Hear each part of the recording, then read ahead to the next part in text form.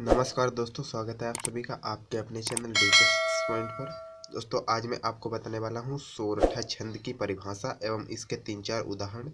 और मैं इस वीडियो में हर वीडियो की तरह आपको मात्राएं निकालना भी बताऊंगा, जिससे आप किसी भी छंद की आसानी से मात्राएं निकाल सकते हैं और अपने एग्जाम में लिख सकते हैं। तो शुरू करते हैं वीडियो बिना टाइम वेस्ट किए।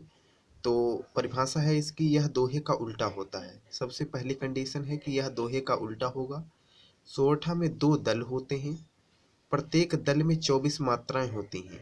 11 और 13 मात्राओं पर यति होती है, अर्थात रोला की तरह 11 और 13 मात्राओं पर यति होती है। और इसमें प्रत्येक दल में 24 मात्राएं होती हैं और इसमें 2 दल होते हैं। तो देख लेते हैं कि इसके उदाहरण। तो इसका पहला उदाहरण है, जेहि सुमिरत सिद्धि होई, गणनायक करिबर वदन, करहु अनुग्रह सोई बुद्धि रस, शुभ गुण सदन। तो यह इसका पहला उदाहरण है। तो इसमें देख लेते हैं कि 24 मात्राएं हैं या नहीं। तो 2, 2, 4, 2, 6, 2, 8, 10 और 11, अर्थात कामा तक 11 है। अब इधर 13 होनी चाहिए। तो 2, 2, 4, 2, 6, 2, 8, 2, 10, 2, 12, 1, 13। तो इधर 24 मात्राएं पूरी हो गई। अब नीचे देख लेते हैं। तो नीचे 2, 1, 3, 2, 5, 2, 7, 8, 9, 10, 11। तो इधर 11 मात्राएं हो गई। 3 और 3 6, 2 8, 2 10, 2 12, 1 13। तो इधर 13 मात्राएं हो गई। तो अब इधर भी 24 मात्राएं पूरी हो गई। अब दूसरा उदाहरण देख लीजिए। तो दूसरा उदाहरण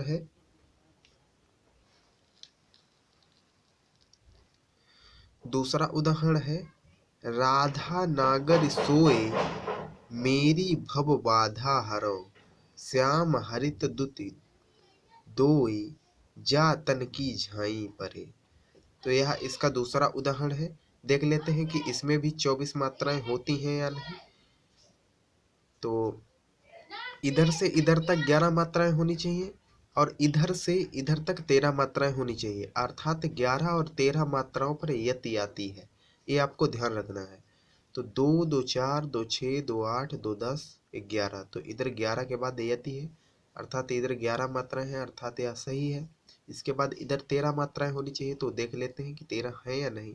तो 2, 2, 4, 2, 6, 2, 8, 2, 10, 11 और 2 13, अर्थात दोनों में 24 मात्राएं पूरी होती हैं। तो इसके यह प्रथम चरण सही है। अब दूसरा चरण देख लेते हैं कि इसमें कंडीशनें फुलफिल होती हैं या नहीं। तो 2, 1, 3, 4, 5, 6, 7, 8, 9, 10, 11। तो इधर भी 11 मात्राएं होंगी, अर्थात यहाँ से यहाँ तक सही है। इसके बाद इधर 13 मात्राएं होनी चाहिए। तो देख लेते हैं कि 2, 1, 3, 2, 5, 2, 7, 7, 2, 9, 9, 2, 11 और 2 13। 2, 1, 3, 2, 5, 5, 2, 7, 7, 2, 9 और इधर भी 24 मात्राएं पूरी होती हैं, अर्थात यह ये भी कंडीशन सही है। तो आशा करता हूँ कि ये उदाहरण आपको समझ में आ रहे होंगे। अब इसका तीसरा उदाहरण देख लेते हैं कि तीसरा उदाहरण क्या है और उसमें हम किस प्रकार से मात्राएं काउंट करेंगे। तो यह इसका तीसरा उदाहरण है, कुंद इंदु समदेह उमा रमन करुणा अयन, जाहि दीन पर नेक करहु कृपा मर्दन मयन। तो यह इसका तीसरा उदाहरण है। देख लेते हैं कि इसमें सभी कंडीशनें फुलफिल होती हैं या नहीं। तो कंडीशन वही है कि 24 मात्राएं पूरी होनी चाहिए, 11 और 13 मात्राओं के बाद यति आएगी। तो देख लेते हैं कि 2, 1, 3, 2, 5, 1, 6, 2, 8, 2, 10 और 1, 11, 11 मात्राएं होती हैं। इसके साथ ही अब इधर 13 मात्राएं होनी चाहिए। तो 1 और 2 3, 3, 3, 6, 2, 8, 2, 10, 10 और 3 13, अर्थात 24 मात्राएं पूरी हो गई। अब इसके साथ ही इधर देख लेते हैं कि द्वितीय चरण में 24 मात्राएं पूरी होती हैं या नहीं। तो 2, 1, 3, 2, 5, 1, 6, 2, 8, 2, 10, 11, अर्थात इधर 11 मात्राएं होती हैं और अब इधर 13 मात्राएं होनी चाहिए। तो देख लेते हैं कि 1, 2, 3, 4, 5, 6, 7, 8, 9, 10, 11, 12, 13, अर्थात 13 दोनों में मिला के 24 मात्राएं इधर भी पूरी हो गई। अर्थात यह भी तीसरा उदाहरण भी हमारा सभी कंडीशनें फुलफिल करता है, अर्थात यह सही है। अब हम आपको बताएंगे कि आप किस प्रकार से अपने उदाहरण का, चाहे वो किसी भी छंद हो, कोई भी छंद हो, आप मात्राएं निकाल सकते हैं आसान तरीके से। तो इससे पहले मैं आपको कुछ दिखाना चाहूँगा जो कि आप समझ लेंगे आसानी से, मैं आपको समझा दूंगा और इसके बाद आपको कोई दिक्कत नहीं होगी मात्राएं निकालने में। तो मैंने ये लिख रखा है कि पहली कंडीशन है कि आपको सिंगल अक्षर के साथ आपको ए का प्रयोग करना है, अर्थात लघु का प्रयोग करना है। इसके साथ ही आपको छोटे ऊ की पाई के साथ भी लघु का प्रयोग करना है।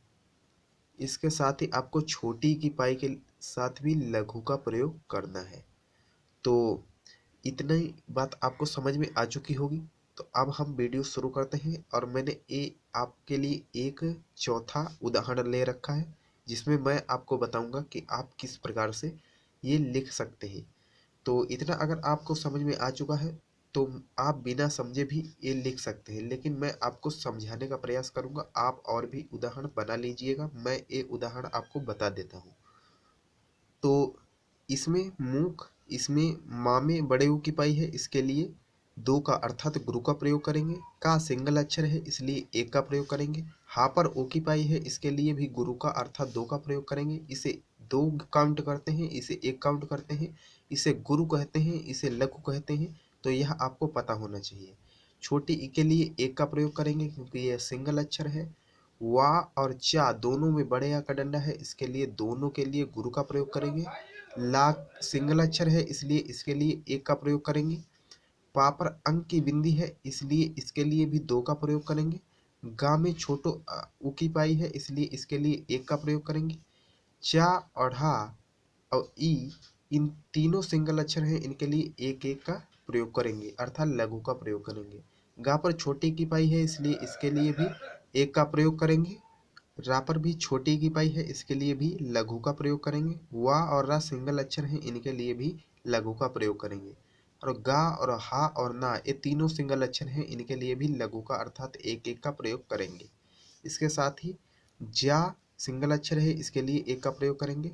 सु सा पर छोटे ऊ की पाई है इसके लिए भी एक का प्रयोग करेंगे। क्रा और पा, क्रा भी सिंगल अक्षर है इसके लिए एक का प्रयोग करेंगे और पा में बड़े का डंडा है इसके लिए दो का प्रयोग करेंगे। सा पर ओ की पाई है इसके लिए भी दो का प्रयोग करेंगे अर्थात गुरु का प्रयोग करेंगे। दा सिंगल अक्षर है इसके लिए भी एक का लघु का प्रयोग करेंगे। और या में बड़ा का डंडा है इसके लिए दो का अर्थात गुरु का प्रयोग करेंगे। और ला सिंगल अक्षर है इसके लिए एक का प्रयोग करेंगे। द्रा यह भी सिंगल अक्षर है, वा यह भी सिंगल अक्षर है और हा में छोटे ऊ की पाई है इसलिए इन तीनों के साथ लघु का प्रयोग करेंगे। इसके साथ ही सा और का और ला इन यह तीनों सिंगल अक्षर हैं, इनके लिए भी लघु का अर्थात एक एक का प्रयोग करेंगे। इसके साथ ही कलिमल का सिंगल अक्षर है इसके लिए एक का प्रयोग। ला पर छोटी की पाई है इसके लिए भी एक का प्रयोग। और माँ और ला सिंगल अक्षर है, इनके लिए भी एक एक का अर्थात लघु का प्रयोग करेंगे। और दहन यह भी सिंगल तीनों अक्षर है, इनके लिए भी लघु का प्रयोग अर्थात एक एक का प्रयोग करेंगे। अब हम देख लेते हैं कि यह जो चरण है यह पूरी कंडीशन फुलफिल करते हैं या नहीं। तो यहाँ से यहाँ तक अर्थात 11 और 13 मात्राओं के बाद यति आती है। तो हम देख लेते हैं कि यहाँ से यहाँ कामा तक 11 मात्राएं होनी चाहिए और कामा से इधर आपको पूर्ण विराम तक 13 मात्राएं होनी चाहिए। टोटल एक चरण में 24 मात्राएं होनी चाहिए। तो देख लेते हैं कि 24 मात्राएं हैं या नहीं। तो 2 1 3 2 5 1 6 6 2 8 8 2 10 1 11। तो इधर 11 पूरी हो गई। अब 2 1 3 3 3 6 6 4 10 और 3 13 अर्थात इधर 11 और इधर 13 दोनों 24 मात्राएं होगी। अब दूसरे चरण में देख लेते हैं तो 2 1 3 2 5 2 7 8 2 10 1 11 इधर 11 मात्राएं होगी। अब इधर 13 मात्राएं होनी चाहिए। तो 3 3 6 4 10 और 3 13 इधर भी 24 मात्राएं 11 और 13 24 मात्राएं पूरी हो गई। तो इस प्रकार से आप अपने किसी भी छंद का आप निकाल सकते हैं मात्राएं। और आशा करता हूँ आपको वीडियो अच्छा लगा होगा। अगर वीडियो अच्छा लगा है तो लाइक करिए, कमेंट करके बताइए कैसा लगा, और चैनल पे पहली बार आए हैं तो चैनल को सब्सक्राइब करके बेल आइकन को प्रेस कर दीजिए, जिससे हमारी नई आने वाली वीडियो की अपडेट आपको मिल जाएगी। और अपने दोस्तों के पास भी शेयर कर दीजिए, जिससे इस वीडियो का लाभ उन्हें भी मिल सके और वो भी अपने बोर्ड एग्जाम में या किसी भी एग्जाम में वो आसानी से मात्राएं निकाल सकें और आसानी से वो सोरठा की परिभाषा एवं इसके उदाहरण आसानी से लिख सकें। और मिलते हैं अगले वीडियो में, तब तक के लिए जय हिंद, जय भारत, वंदे मातरम।